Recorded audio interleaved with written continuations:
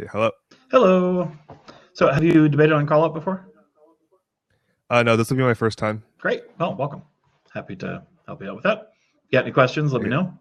So, Okay. I originally made this topic just kind of on looking for interesting topics that were a little outside the norm, not political and that kind of thing. So, I don't have a strong passion about it particularly. I just think it's really interesting. Yeah. So, yeah. So, my topic: music is the greatest form of art. I've got kind of a short little case for it, you might say. My mission Okay. here is to show that music is great art, then defend it against other possible rivals that may be greater. Definition of art from Webster's dictionary: something that is created with imagination and skill, that is beautiful or expresses important ideas or feelings. I think music certainly fits that definition. It's created with imagination and skill. Skill often Okay. considered beautiful and expressive.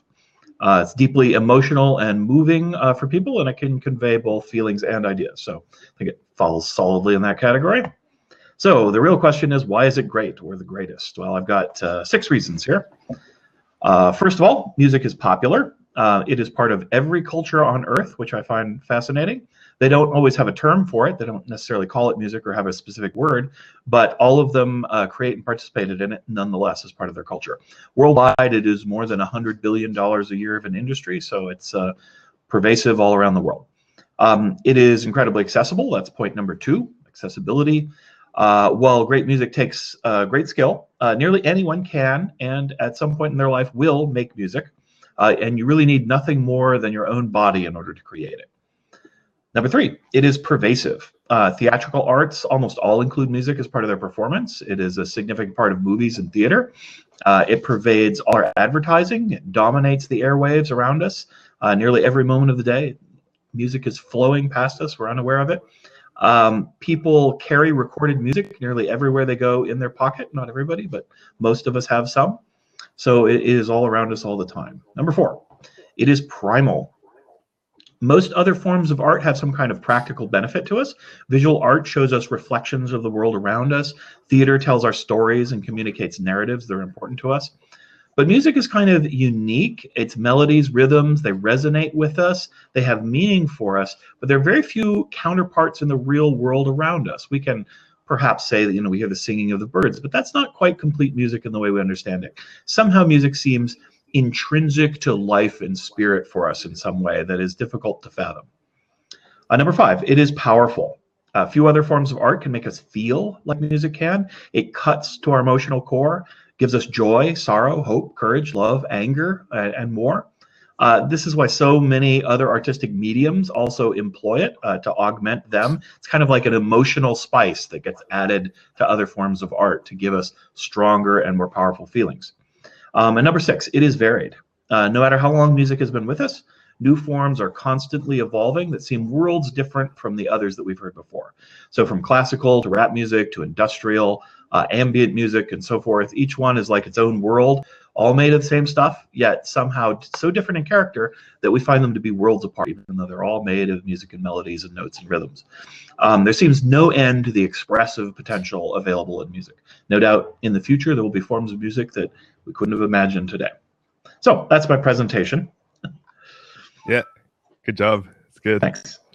So should I just start talking now? Yeah, sure. Feel free to address them one at a time, or you can go down the list, or any way you want to deal with the topic.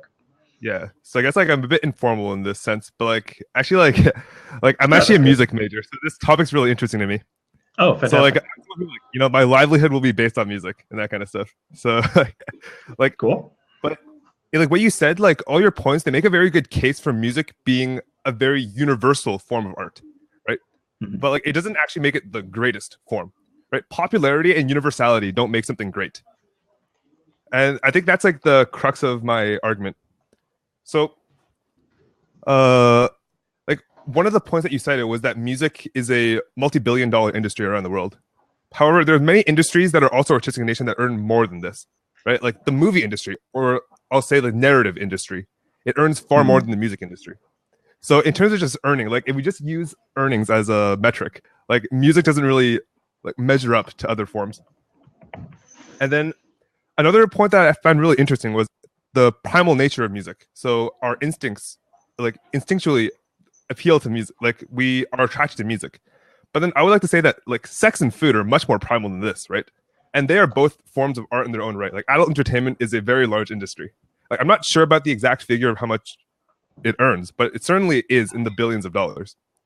And then food, of course, is like an international industry. Like, and this is like the culinary arts are something that has been honed for thousands and thousands of years. And it is much more part of everyday life than music is. And in fact, it is a form of survival, which makes it much more primal. And the last point that you made was about variety and how there's many different forms of music, and that makes it very great. However, I would like to point out that narrative has just as much variety, if not more. And in fact, different cultures have independently created the exact same narrative, which shows that there is something like there's something about human nature where we like all create like similar narratives, and like these narratives, no matter like how much time evolves, you can still see the original roots of that narrative. While for music, like the evolution of music also often makes it so that it's a very inbred sort of art form. And in music, especially, like if you listen to Schoenberg or like the like serial music, it sounds nothing like the classical tradition. And this is because like it's the music world that it's basically each generation. Like I don't know how to describe it, but it's like music is a much more like inbred industry in general, while narrative is something that's much more ubiquitous. So it's much easier for different people to partake in narrative, because narrative is exactly how we perceive the world. While music is actually something that's cultivated, in the sense that like musical aesthetic is mainly cultural, while narrative is almost absolute. So like I didn't really have a very organized argument, but like I hope you see my point, and we'll discuss these. Oh no, yeah, very much so. Yeah, no, this is great, and yeah, I don't insist on formal debate. It just actually I like to write out my opening just because it helps me get into the flow of things and remember the things that I wanted to talk about, right? So that's all good. Yeah, I think I can respond to some of these. I doubt very much that I can prove definitively anything in this debate, but it is kind of one of those exchange ideas and views, go back and forth. So I would agree that popularity is not necessarily the greatest standard. It's just, but it is one. Assume that if art is great, if it speaks to us, right, that we would be engaged and interested, right? And so I think that's why popularity is meaningful in discussing the greatness of art. We could have a very elite standard to say, well, the best art is only appreciated by very few. And I don't think that's the case, especially when you're talking about a whole medium. I think it does have to speak to a wide range of people to be great, or to claim to be the greatest. Looking at money, of course, I think is kind of a crass way to deal with art in some way. I'm just using it as a measure of popularity. But you're right that movies and narrative is a larger industry overall between TV and movies. I will say that a piece of that does belong to music, because you pretty much, there may be some, I'm not aware, but you pretty much cannot watch a movie or a television show without music. There are definitely plays you can watch without music. In high school, we didn't have an orchestra or anything, but most large-scale productions do involve music in their theater productions as well. So, as I said, narrative likes to use music as the emotional spice that kind of kicks it up a notch, right? The narrative on itself has those qualities too, but the music is an augmentation, sometimes invisible to us, but sometimes very powerful. If you watch a movie without any sound, I remember watching Friday the 13th one time with the sound off. It is the most boring film you could ever watch. It's like there's a long scene of someone using the bathroom, right? You're just like, this means nothing to me. But you turn that soundtrack on, and there's there's this music in the background. It's telling you this person is in grave danger. They are going to die any moment now, and it completely transforms the nature of the scene from someone using the toilet to somebody who's about to die.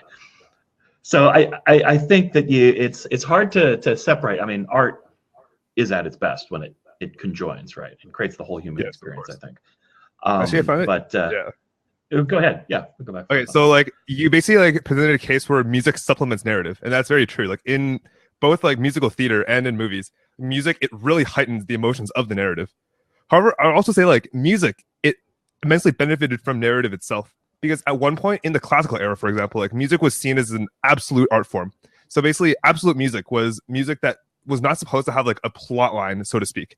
So like this would be the tradition of Mozart and Beethoven. Like they didn't write music with the intention of making some sort of like story out of it. But music only really took off, like high music, let's say, like only became more appreciated by the masses once narrative was like paired with it. And this came in the form of, like, for example, like symphonic poems, or like, you know, like Chopin's nocturnes and ballades, which were very narrative in nature. In fact, they would emulate the, like, I can't pronounce his name, but like Goethe, like the very famous German writer, like he was a huge influence on the Romantic era for music, and this is what like actually propelled music into a sort of like superstar art form, with like the first virtuosos Paganini and Liszt. So like the sort of like storyline of music is actually what gave it its first mass appeal in the first place. So I would like to say that like the actual popularity of music can mostly be attributed to narrative and not actually music itself. I think that's a good point, because obviously, if you look at pop music today around the world, for the most part, at least all the ones that I'm familiar with, every once in a while, a purely a song with no lyrics, a purely instrumental song will make the chart somewhere. But most of the time, the music has a story of some kind or a narrative that it's telling. It's not always a cohesive narrative.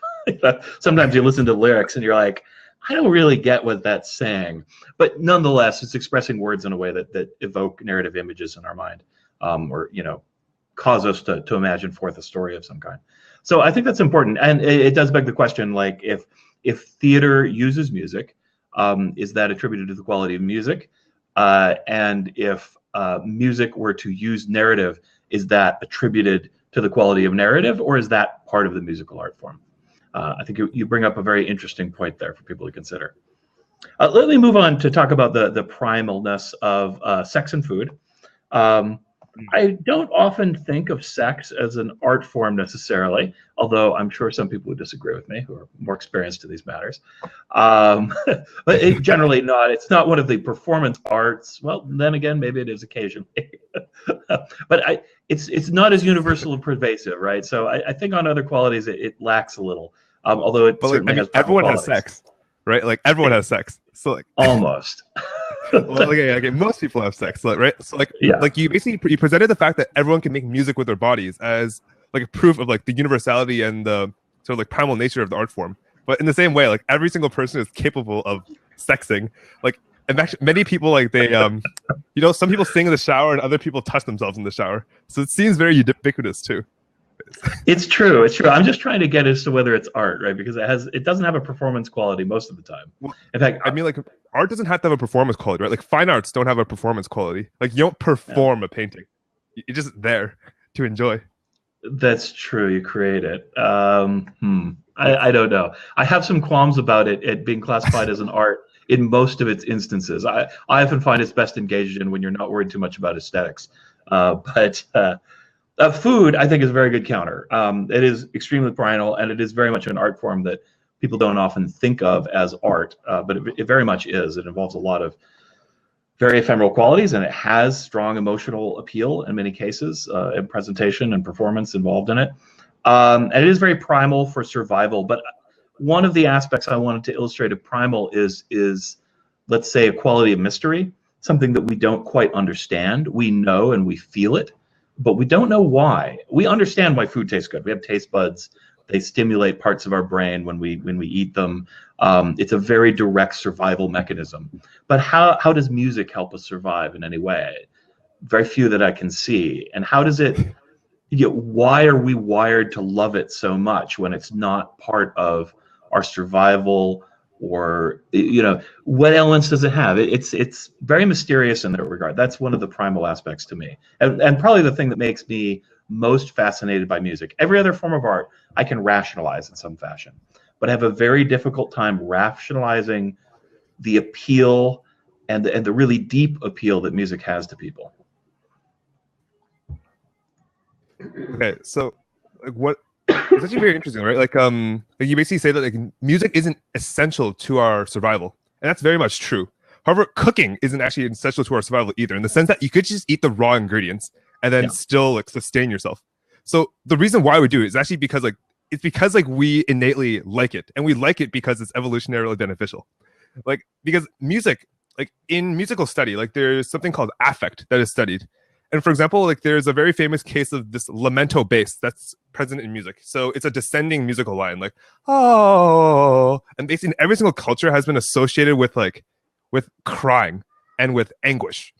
So like this is like true no matter which culture we're in. Like even in cultures that don't have 12-tone music, they still have downward lines, just that they sound very out of tune to us, but still evokes the crying sound. It's because like in nature, this is like how different individuals of a group would communicate.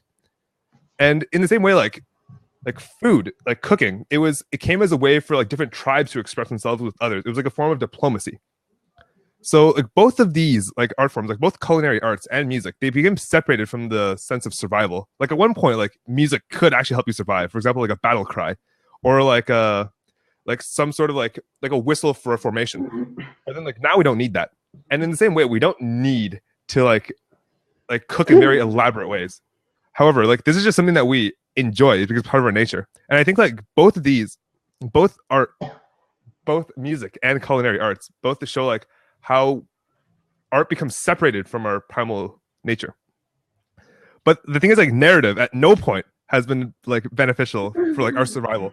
Like at no like other animals don't need narrative to survive, right? Like dogs presumably don't tell each other stories, but they can still survive fine. Dogs do have music. They also do have like at least food. Like they eat and they make noise, but they don't tell stories. Discriminating though.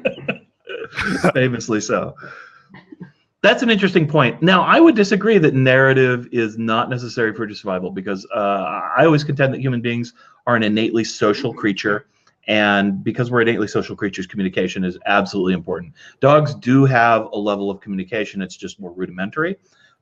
Human beings, when I see one of our primal, our most important elements of our intellect is the ability to imagine possible futures and outcomes of actions, right? And that is, in its very sense, a narrative exercise, right? So what we are able to do that most animals are not able to do is to say, there are 6 possible things I could do, and then to predict what would happen as a result of those 6 things. I think some animals can do this to some degree. You know, you can see octopus, they learn to open jars and some other behaviors, right? But there's a little less imagination and creativity of all the different possibilities that could result. It's a little more focused on their direct experience with learned behaviors, is where we can kind of invent new behaviors a little more often than you see in the animal world, because we have this narrative construct. So I think narrative is 100% kind of essential. That's the key secret human ingredient that gives us power and intellect over everything else. And so I think narrative is, and it sounds like I'm arguing for narrative now. That's a problem, but, but it's not as mysterious, darn it, because at least intrinsically, I can understand how narrative is incredibly useful for us. We transmit history, we explain ideas and mechanisms for doing things. You know, we got plays about making atomic bombs and things of that nature. So narrative covers the gamut. It's actually pretty useful information. Music, what does it teach us to do exactly? I don't know. I have no idea, right? It teaches communication. Right? Like, actually, here's an interesting like thing like that was like discussed in one of my music classes. So like John Cage, like he was sort of like a music rebel, and he made pieces which were like purely just silence. So it was 4 minutes and 33 seconds of silence, right? And literally the music of it was like appreciating the silence inside the music hall. So like right, and like he's right, like, like he's basically trying to challenge what music is, and like music in a sense is just like sound in general. Like it's very hard to distinguish between music and just auditory experience, right? So like in terms of auditory experience, it is very universal. Like every day everyone who's not deaf hears things, but the thing is like we don't appreciate it as like an art form in itself. Like we appreciate narrative like as like atomically, like we just look at the narrative, we can judge it. But most people, when they look at music or like sound, they just take it in stride, right? Like most people don't listen to music and just like focus on the musical experience. They have to see something. Like even like I'm a classical musician, I find it very hard just to sit around and close my eyes and listen to music, like unless it's for like a class or something, right? Like often I would be listening to music like as part of a movie, or like as part of my studying, or when I'm exercising. So it's like it seems to be more of a supplemental art than an actual art that's appreciated on its own. In fact, like the days of just appreciating music on its own, like it seems to be over, right? Even modern pop, even pop music, it seems to be more driven by like stage dynamics and like even the cultural dynamics than actually by the music itself, right? Almost all music these days in the pop world consists of commentary, aka narrative, in order to like really sell its message. And in fact, most of the music that's outputted today is actually very simplistic in form, and it hasn't really evolved much in the past 30 years. However, the narrative has evolved. So the biggest distinguishing feature of music these days is actually the narrative.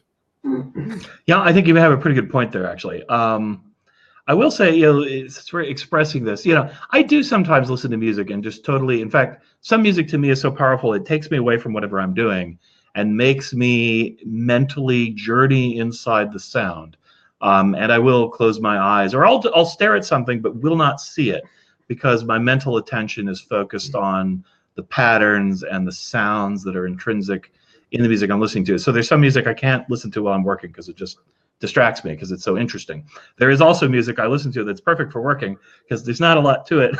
It gives me kind of a nice jaunty attitude. Actually, it just takes away a little of my attention enough to where I can focus on something else and not get distracted. So that's perfect for that.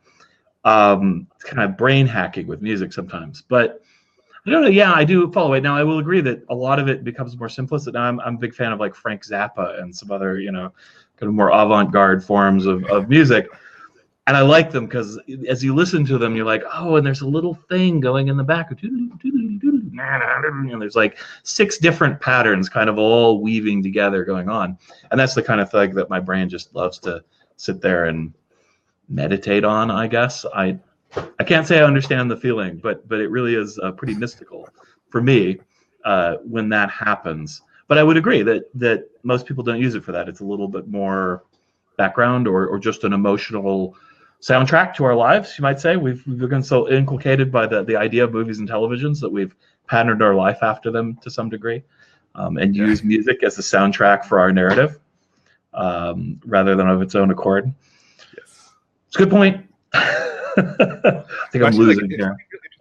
Like motive in music, like for example, like Wagner was the first to use something called leitmotif in music. So basically, like different like patterns that keep coming back.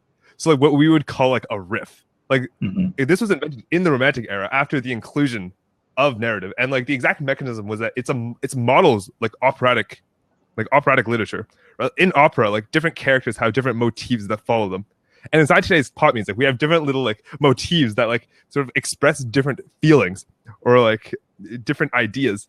So in a way, like music is just piggybacking off of narrative. So it is purely supplemental in form, and therefore cannot be the greatest form of art. Maybe we're realizing that these things are intrinsically linked in some fashion. That one lacks power without the other. Narrative lacks an emotional weight sometimes without music to supplement it, to speak to our emotional lives, our lizard brains, as it were.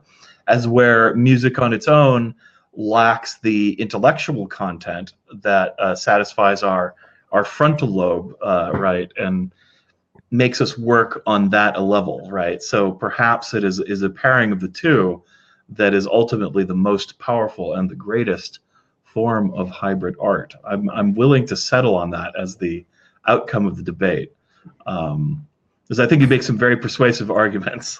But actually, like one of the hard parts about the proposition made was that like music is a great form of art, but it's hard to say that it's the greatest.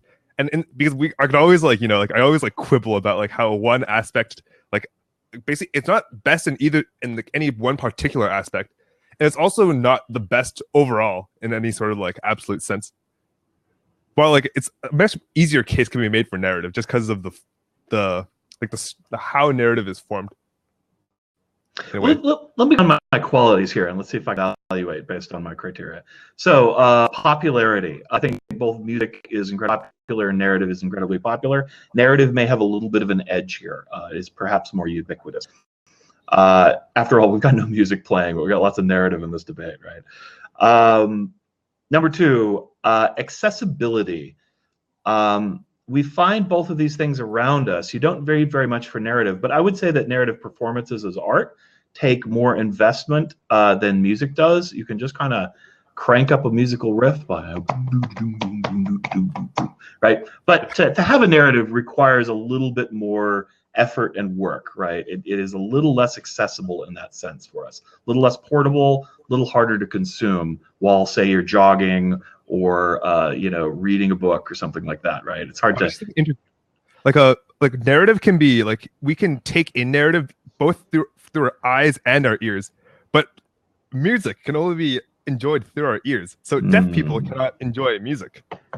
In the same way, like, a good point for accessibility. Appreciate fine arts. So actually, there was a very good case to say that narrative is the best form of art, because you can appreciate with either your eyes or your ears or just your mind. You can even just imagine it. You don't even need senses. Right. Like other forms of art need the 5 senses.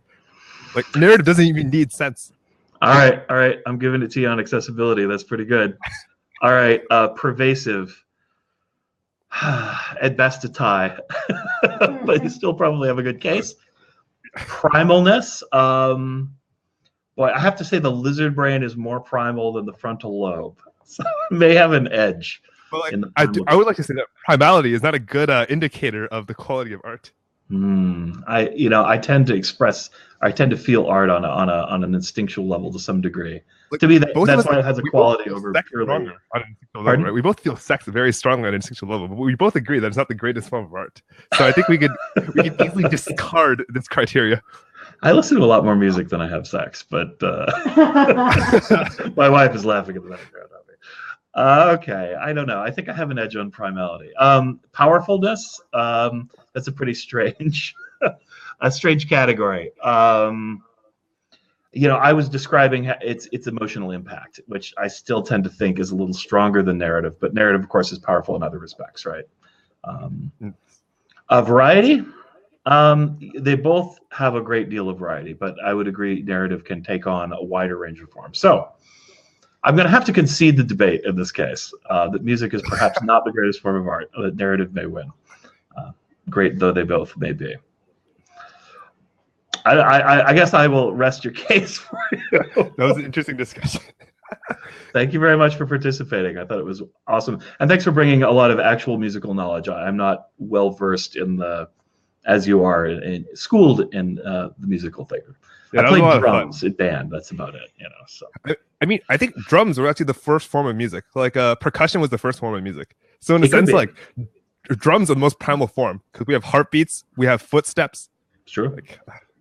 And I could change the tempo of the band no matter what the conductor wanted us to do. So that's exactly. I enjoyed that aspect of it.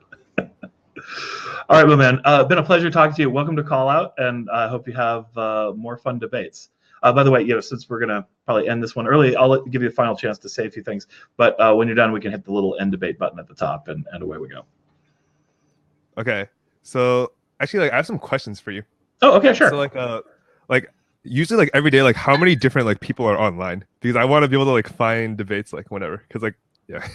I don't know. It is a little bit difficult to just find somebody on the spur of the moment. Usually people use the Facebook page, the QallOut head-to-head debates group in Facebook, and they use that to try and find people on a spur of the moment. And some people do that. It's a little more difficult. I'll do them occasionally, but a lot of topics I like to kind of prepare a little case first and that sort of thing.